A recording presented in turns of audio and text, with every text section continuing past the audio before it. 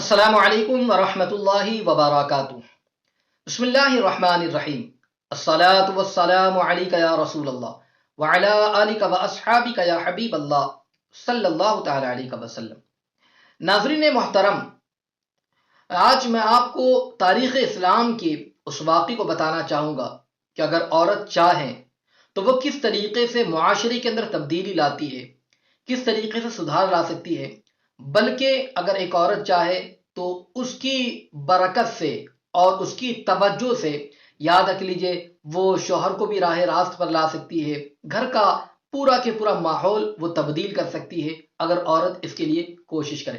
خاص طور سے اپنی بہنوں سے گزارش کروں گا کہ آپ اسے سماعت کریں اور پھر اپنے اندر تبدیلی لانے کی کوشش کریں، اور جس طریقے سے ممکن ہو سکے اسلام کی ترویج و ارشاد بھی کرے، نیکی کی طرف دوسروں کو مائل کرنے کی کوشش بھی کریں۔ میں آپ کو بتاؤں کہ دنیا میں سب سے قیمتی مہر والی خاتون آج انہی کے حوالے سے میں بتانا چاہوں گا۔ آپ اسے سماعت کریں اور اپنی معلومات میں اضافہ کریں، مگر اس سے پہلے گزارش کروں گا کہ اگر ابھی تک آپ نے ہمارے چینل کو سبسکرائب نہیں کیا تو آپ ابھی ہمارے چینل کو سبسکرائب کر دیں اور بیل بٹن دبانا نہ بھولیں، تاکہ ہماری آنے والی ہر نئی اسلامی اور روحانی ویڈیو کی نوٹیفیکیشن سب سے پہلے آپ تک پہنچے۔ آئی بٹن پر بھی کلک کر دیں تاکہ اس حوالے سے اس سے پہلے جو کچھ بھی باتیں بیان کی گئی ہے آپ اسے بھی سماعت کریں اور اپنی معلومات میں اضافہ کریں۔ ناظرین محترم، آپ دیکھیں، میں اس صحابیہ کی بات کرنا چاہتا ہوں، حضرت سیدتنا ام سلیم رضی اللہ مولا تعالیٰ عنہ کی زندگی۔ آپ دیکھیں، حضرت سیدنا ابو طلحہ رضی اللہ مولا تعالیٰ عنہ صحابی رسول ہے، مگر ابھی انہوں نے اسلام قبول نہیں کیا ہے، اسلام لانے سے پہلے کی بات ہے۔ وہ جب حضرت سیدنا ام سلیم بنت ملحان رضی اللہ تعالیٰ عنہ کے سامنے شادی کی جب انہوں نے تجویز رکھی کہ میں آپ سے نکاح کرنا چاہتا ہوں، اور بہت بڑی رقم مہر میں دینے کی انہوں نے پیشکش بھی کی، کہا کہ میں اتنی بڑی رقم آپ کو مہر کے طور پر دینا چاہتا ہوں، بس آپ مجھ سے نکاح کر لے، مجھ سے راضی ہو جائے۔ لیکن ان کی توقع کے برعکس حضرت سیدتنا ام سلیم رضی اللہ تعالیٰ عنہ نے نہایت ہی پروقار انداز میں صاف انہوں نے انکار کر دیا اور انہوں نے جو ہے منع کر دیا، اور پھر اس کے بعد انہوں نے جو کہا کہ میں ایک مشرک سے شادی نہیں کر سکتی۔ سوچے کتنا مضبوط ایمان کہ اتنی بھاری بھرکم رقم دی جا رہی ہے، اس کے باوجود ان کا عقیدہ دیکھے کتنا مضبوط ہے کہ فرماتی کہ میں ایک مشرک سے شادی نہیں کر سکتی۔ اے ابو طلحہ، تم جن کی عبادت کرتے ہو اس کو فلاں خاندان کے غلام تراشتے ہیں۔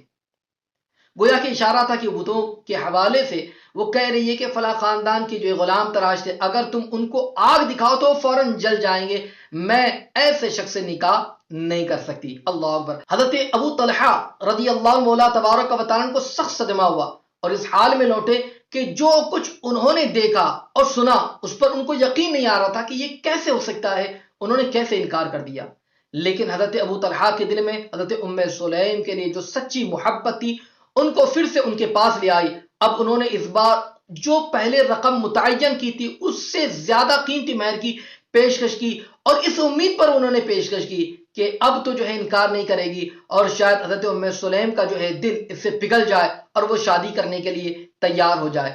لیکن آپ اس کے باوجود بھی دیکھیں، حضرت ام سلیم نے نہایت خوش اسلوبی کے ساتھ کہا، اے ابو طلحہ دیکھو، تم جیسے آدمی کو کوئی رد نہیں کر سکتا، تم اچھے نظر بھی آتے ہو، خوبصورت بھی ہو، سارے معاملات، دولت بھی ہے، ساری چیزیں ہیں، کوئی رد نہیں کر سکتا، لیکن تم کافر ہو، ایک بات۔ اور اس کے بعد آپ نے فرمایا کہ اگر میں مسلمان ہوں اور تم کافر ہو، میرے لیے تم سے شادی کرنا یہ درست ہے ہی نہیں۔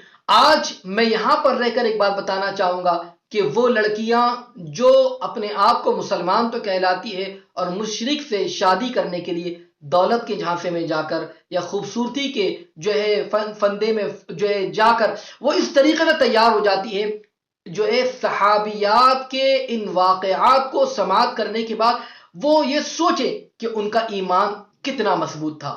حضرت ابو طلحہ رضی اللہ تعالیٰ نے پھر کہا کہ میں تمہیں پیلے اور سفید سے مالا مال کر دوں گا، گویا کہ اشارہ تھا میں خوب تمہیں سونا اور چاندی دوں گا، میرے پاس بہت زیادہ مال ہے، تم تیار ہو جاؤ۔ اللہ اکبر۔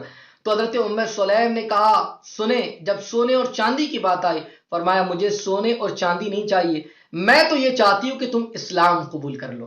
سبحان اللہ سبحان اللہ، کتنی اچھی اور کتنی عظیم پیشکش انہوں نے کی۔ تو حضرت ابو طلحہ رضی اللہ تعالیٰ نے کہا کہ میں اس سلسلے میں کس سے بات کروں؟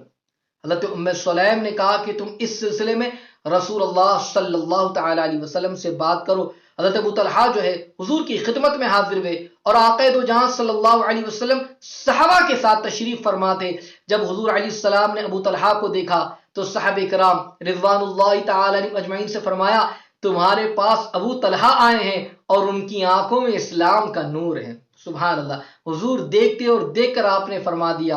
حضرت ابو طلحہ رضی اللہ تعالی نے حضور علیہ السلام سے وہ باتیں کہیں جو حضرت سیدہ ام سلیم رضی اللہ تعالی نے کہی تھی، اور اسی اسلام لانے کی بنیاد پر حضرت ام سلیم رضی اللہ تعالی عنہ سے ان کا نکاح ہو گیا، اور ام سلیم رضی اللہ تعالی عنہ نے قبول اسلام کو مہر قرار دیا۔